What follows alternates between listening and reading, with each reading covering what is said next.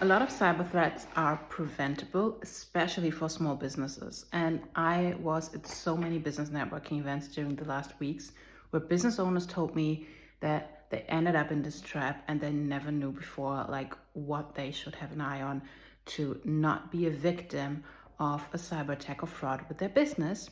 So I thought I give you the most common 7 mistakes small business owners make when it's about cybersecurity and fraud prevention, so you can do better, or you can also share it with a business owner close to your heart. Hi, I'm Carolin, Chief Information Security Officer and Tech Founder. I'm teaching cybersecurity strategy on cyguide.com, and here on my socials you get the behind the scenes, the deep dives, the insights, and this week you get the things, the mistakes that most small business owners make that are very costly in the end because it makes them a target of cyber attacks and digital fraud. And this is what we all want to prevent. In corporate cybersecurity, it's pretty clear that we have a segmentation between private life, private email address, and business life, business email address. But many small business owners, when they start, they just use their private email address for everything and their private phone number for everything. Also what they need for their business, for their accounts, for online banking, software, whatever they buy, wherever they need an email, they use their private one. They never make a business email.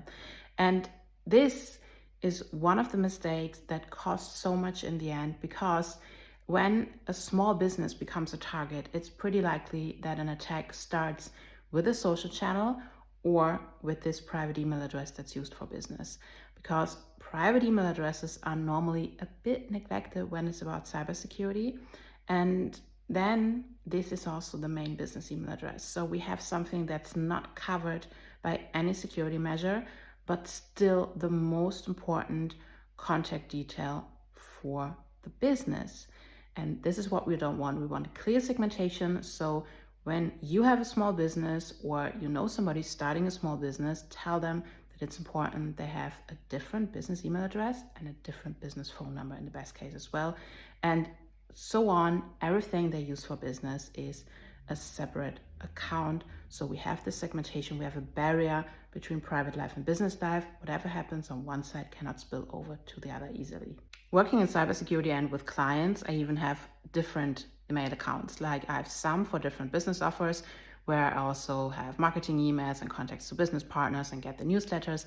And I have one cybersecurity account where I do send out my assessment response and where I have the communication with executives, and that has a much higher cybersecurity level. So that's even another layer of segmentation for my business working with sensitive information. And I really can't say this often enough, please use two-factor authentication. Like when you go to your settings of any account or platform, it might also be called multi-factor authentication. Most companies, most platforms, most software providers offer this at the moment. You would just have to switch it on, set it up, and use it every time you log in addition to your password.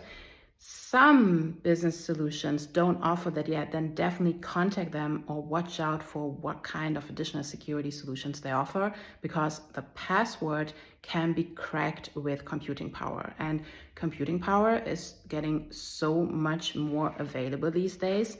So also attackers can use it to crack your password. So set up two-factor authentication, sometimes called multi-factor authentication, because the password is not enough anymore. Yesterday I got a call from a small business owner, and she told me that they had been offline for 10 days without recognizing it.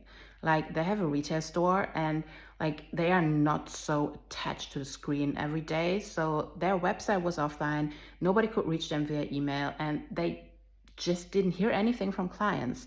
So if you have a small business or you know somebody who has a small business, then tell everybody that it also makes sense to keep an eye on your own communication channels. Like as I said, hacker attacks often start with an email account or your social channels. So you definitely want to keep an eye on that. You want to make sure that especially your client communication channels are working and are safe and secure, so nobody can step in and copy your processes or steal your clients or like lead them to any kind of fraud attempt.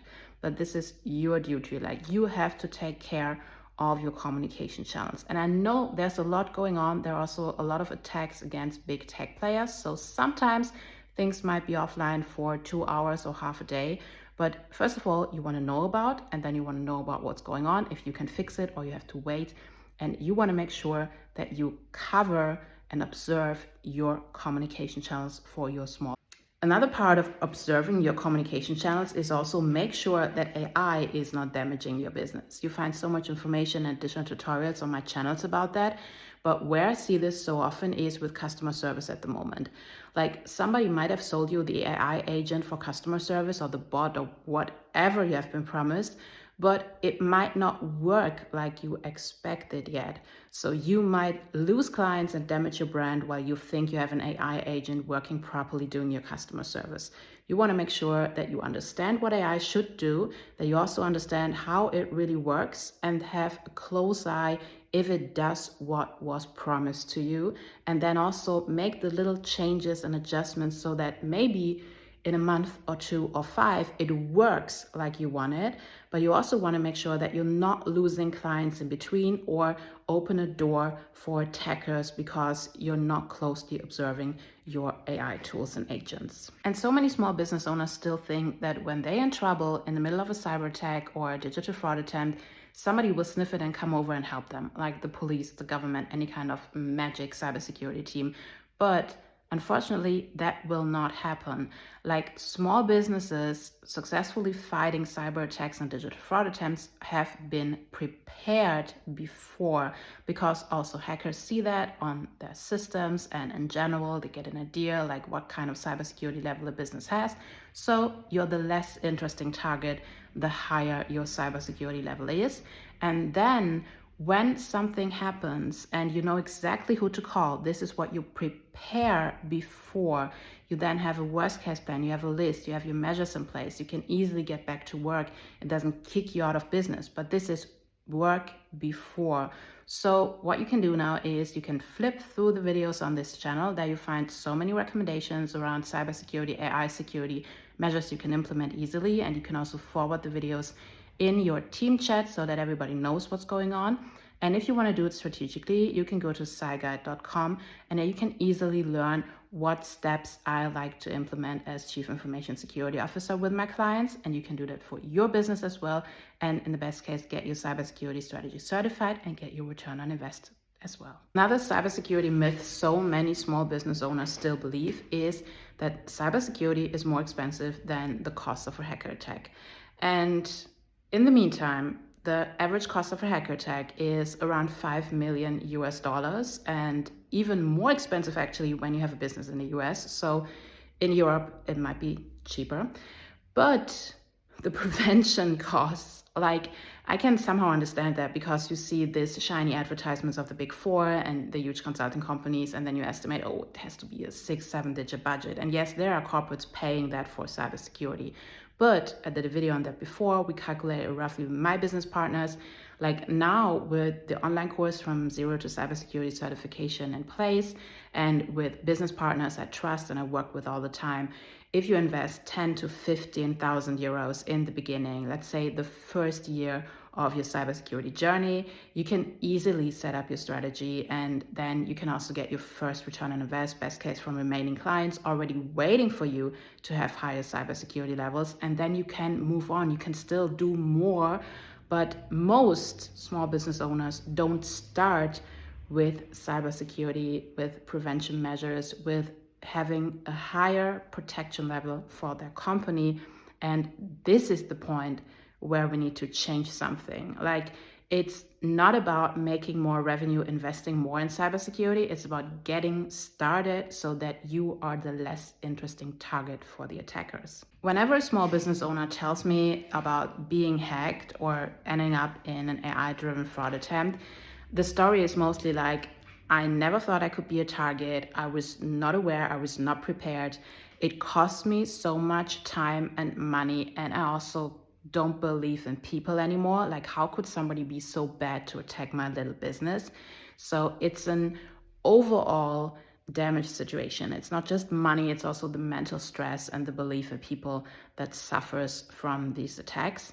And it's always the same patterns. Like, I always hear it, and it's always the same patterns. So it's also so important to understand that for the big corporates and their supply chain, we have so much stricter regulation now, like during the last 2-3 years and still ongoing. They have so many requirements they have to fulfill. But for the small businesses, like, many small business owners never heard of anything I'm talking about here. So they still don't believe they are a target, and they end up in this pattern and lose so much during these attacks, not just their money. So let's prevent that. Help me share this video with a small business owner you know. You find also a lot of additional free information on my socials. And it's so important that we reach many more small business owners with this information so we can keep those businesses and help every small business owner to thrive and use their budget to grow their business and not to sponsor attackers. If you are a small business owner and you like my videos and you want me to help you specifically give you an overview of the threat situation for your business model, then now go to my LinkedIn, Instagram, or TikTok. Have an eye on the post saying for fellow entrepreneurs only, with a little tutorial how you can reach me, and I will respond with a little overview with the top 3 threat scenarios that are dangerous for your business. And then you also get the chance to book 1 out of 12 cybersecurity assessments I reserved only for my followers, so I can support you personally with building higher cybersecurity levels, with protecting your business and starting your cybersecurity strategy.